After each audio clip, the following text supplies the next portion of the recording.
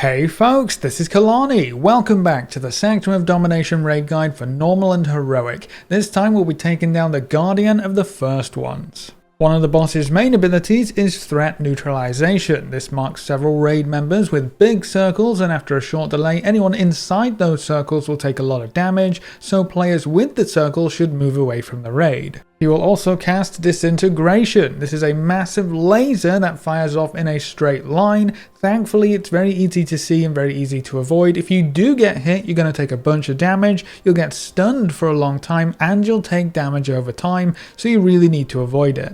The boss will also cast Form Sentry. These sentries are super annoying. They deal constant damage to random raid members while flying all around the area, and they have a suppression field. Anything underneath the sentry will be totally silenced and pacified, so keep an eye on them and try to dodge them when you can. Then there's also a tank swap mechanic. On normal mode, the boss will cast Sunder on the tank with aggro. This deals damage within 6 yards of the tank and increases damage taken from Sunder by 200% for 20 seconds. Your tanks need to tank swap with this ability and make sure no one else is stood on the tank with aggro, so only that tank gets hit by Sunder.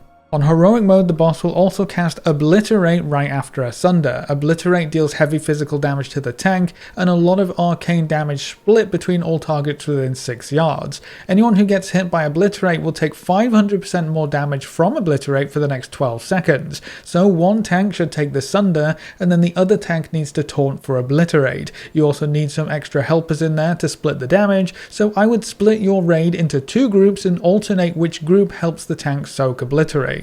Whenever the boss gets to 0 energy, he will cast Purging Protocol. This deals raid-wide AoE damage, and each time he casts it, the damage increases by 100%. The only way to stop Purging Protocol is to take the boss to one of the energy cores in the encounter area. However, Purging Protocol is the only way you can destroy the sentries that the boss summons, and if you don't destroy them, you will get overwhelmed with too many sentries. So you always want the boss to cast Purging Protocol once before you take him to the next energy core to ensure you kill any active sentries. When you take the boss to an energy core, he will start draining its energy. During this time, the core deals constant lethal AoE damage to the entire encounter area, but there is a small field around the core where you take 85% reduced damage from that effect. While the boss is draining a core, your entire raid has to stay inside that field so they don't die, so you have to be careful with things like threat neutralization and disintegration.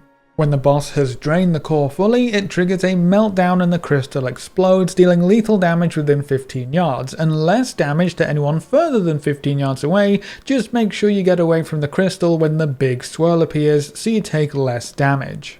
And that's pretty much the entire fight. You have 3 energy cores to work with, so you have to kill this boss before you use up all of the cores and the boss runs out of energy again. If that happens, he's going to spam Purging Protocol and there's going to be no way to stop him, so this is definitely a DPS check boss. And that's all you should need to take down the Guardian of the First Ones on normal and heroic. Stay tuned for more boss guides for the rest of the Sanctum of Domination raid. Thanks for watching folks, good luck and have fun, and as always I will see you next time.